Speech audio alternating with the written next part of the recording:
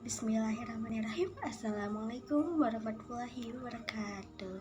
Halo teman-teman, selamat datang. Semoga teman-teman tetap sehat dan terus bersemangat ya. Perkenalkan, nama saya Anggia Maisarsyani dengan NIM 12220800012. Di sini saya akan menjelaskan materi tentang faktor-faktor yang mempengaruhi laju reaksi.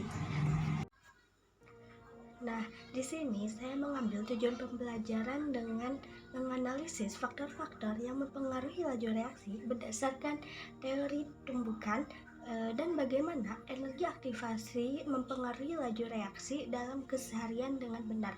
Nah, dapat dilihat pada gambar ya. Nah, saat musim hujan seperti sekarang ini, penting bagi kita untuk fokus menjaga kesehatan secara rutin. Ya, dengan banyak berolahraga. Oh iya teman-teman, saat olahraga di luar rumah, seperti berlari, pernahkah teman-teman terinjak paku? Pernah jugakah teman-teman memperhatikan kondisi paku di luar rumah dengan di dalam rumah?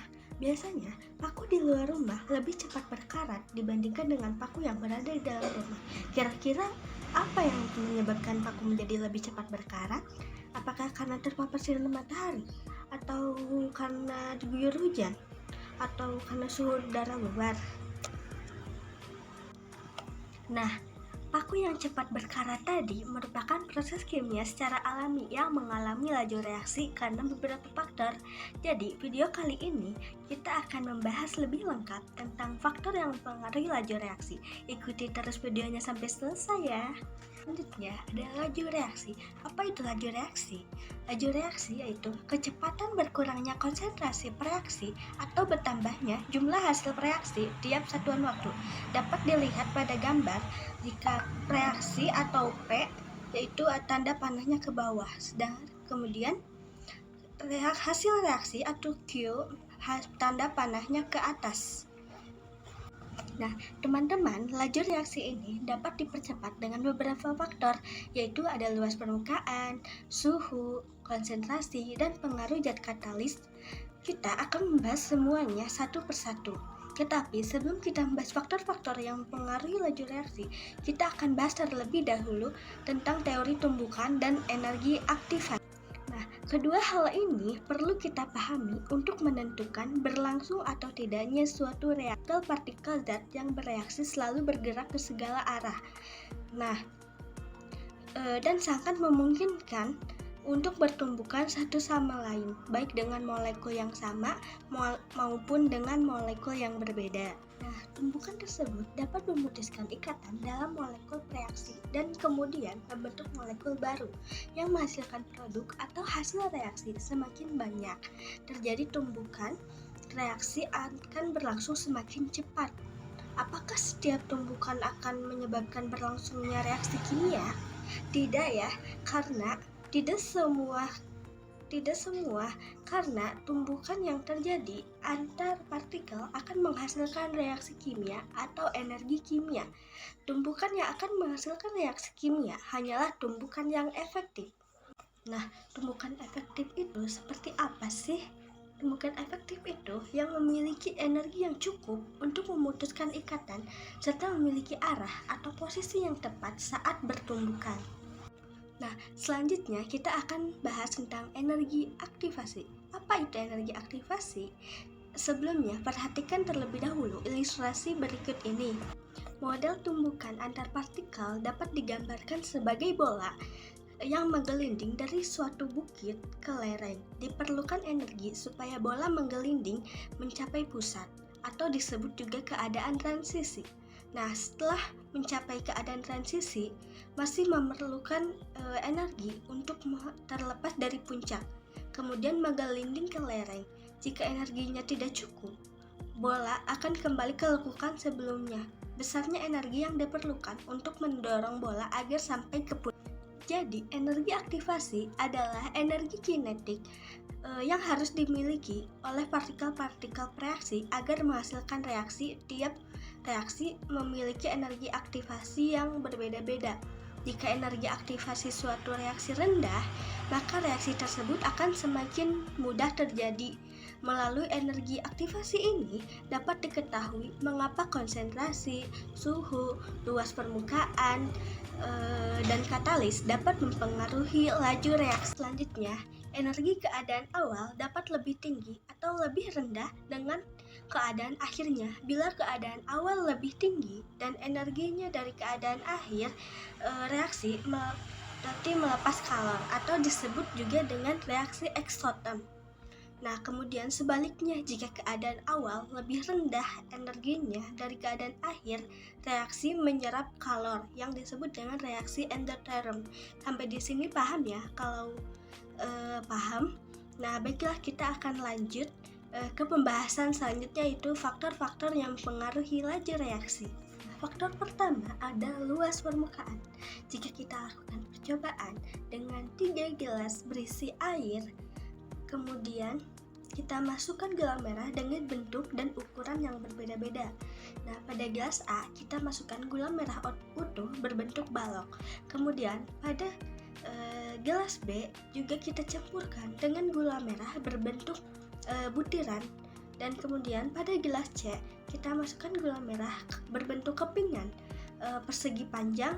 Menurut teman-teman, gula merah manakah yang lebih cepat larut pada gelas A atau B atau C? Ternyata hasil gula merah berbentuk butiran pada gelas B lebih cepat larut dibandingkan gula merah ke bentuk lain. Jadi, bagaimanakah pengaruh ukuran kepingan zat padat terhadap laju reaksi? Oke, dari percobaan tadi kita tahu bahwa semakin kecil ukuran partikel, maka permukaan bidang sentuh akan semakin luas dan tumbukan yang terjadi pada bidang permukaan semakin banyak, sehingga laju reaksi semakin cepat. Nah, jadi semakin kecil ukuran partikel, permukaan bidang sentuh semakin luas, sehingga laju reaksi semakin cepat. Selanjutnya, faktor kedua yaitu suhu. Bisa kita amati dengan contoh berikut ini. Ada 2 buah panci A dan B berisi air yang berbeda. Panci A berisi air yang dipanaskan dan panci B berisi air biasa. Kedua air pada panci sama-sama kita campurkan dengan gula. Nah, dengan kondisi ini menurut teman-teman, gula pada panci manakah yang lebih cepat larut? Ya betul, gula yang kita masukkan pada panci A berisi air panas akan lebih cepat larut. Bagaimanakah hubungan antara suhu dengan laju reaksi? Nah, suhu yang tinggi akan membuat partikel dalam larutan bergerak lebih cepat, sehingga kemungkinan partikel untuk bertumbukan semakin besar dan laju reaksi akan terjadi lebih cepat. Berarti semakin tinggi suhu, semakin cepat juga gerakan partikel dalam larutan. Kemungkinan partikel bertumbukan semakin besar, sehingga laju reaksi akan semakin cepat. Oke teman-teman, faktor ketiga yang mempengaruhi laju reaksi adalah konsentrasi. Untuk melihat pengaruh keduanya, kita perhatikan labu Erlenmeyer A dan B berikut. Keduanya berisi asam klorida dengan konsentrasi larutan berbeda. Labu Erlenmeyer A memiliki konsentrasi 0,5 molaritas, sedangkan labu Erlenmeyer B 1 molaritas. Nah, menurut teman-teman, manakah yang lebih cepat bereaksi antara labu Erlenmeyer A atau B?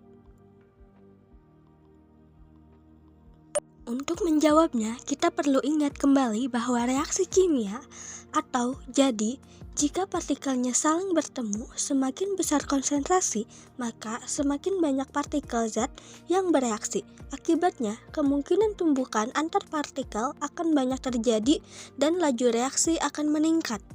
Sama halnya dengan ilustrasi berikut, manakah yang lebih mungkin terjadi tabrakan di jalanan lengah atau jalanannya padat? Pastinya di jalanan yang padat, ya berarti labu Erlenmeyer B lebih cepat bereaksi dibandingkan A. Yang berarti semakin besar konsentrasi, semakin pekat juga suatu larutan, sehingga semakin banyak pula partikel-partikelnya, yang memungkinkan terjadi tumbukan semakin banyak sehingga laju reaksi akan semakin cepat. Oke teman-teman, kita lanjut faktor yang terakhir ya, atau faktor yang keempat, yaitu katalis. Nah, tahukah teman-teman, saat kita makan nasi, karbohidrat yang ada pada nasi akan dicerna di lambung dengan bantuan enzim maltase dan air, sehingga memecah maltosa menjadi glukosa. Enzim maltase inilah yang menjadi katalis pada proses pencernaan kita. Jadi, apa itu katalis? Katalis merupakan suatu zat yang dapat mempercepat laju reaksi kimia pada suhu tertentu tanpa mengalami perubahan atau terpakai oleh reaksi itu sendiri, sehingga pada akhirnya aksi zat tersebut dapat diperoleh kembali. Katalis ini akan mempercepat laju reaksi dengan cara mengurangi energi aktivasi. Ada dua jenis katalis homogen dan katalis heterogen.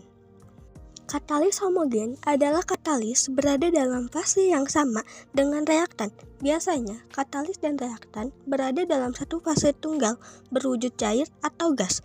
Contohnya NaOH atau natrium hidroksida dan kalium hidroksida atau KOH. Sedangkan pada katalis heterogen, katalis dalam fase yang berbeda, biasanya katalis berwujud padat seperti logam nikel dan platina yang banyak digunakan dalam industri untuk menghemat biaya produksi. Katalis mempercepat laju reaksi dengan menurunkan energi aktivasi. Kondisi ini mengakibatkan tumbukan efektif menjadi lebih sering terjadi. Nah, berarti semakin banyak katalis, energi aktivasi akan semakin turun dan tumbukan efektif lebih sering terjadi, sehingga laju reaksi akan semakin cepat. Jadi katalis sebanding dengan laju reaksi. Sampai di sini teman-teman bisa paham ya? Oke teman-teman, berarti di video kali ini kita udah tahu ya bahwa faktor-faktor yang dapat mempengaruhi laju reaksi yaitu luas permukaan, suhu, konsentrasi, dan katalis. Keempat faktor tersebut sebanding dengan laju reaksi. Bisa dimengerti ya teman-teman? Nah, sampai di sini dulu pembahasan kita tentang faktor-faktor yang dapat mempengaruhi laju reaksi ya. Terima kasih sudah menonton video ini sampai selesai. Semoga video ini dapat bermanfaat dan sampai jumpa lagi. Wassalamualaikum warahmatullahi wabarakatuh.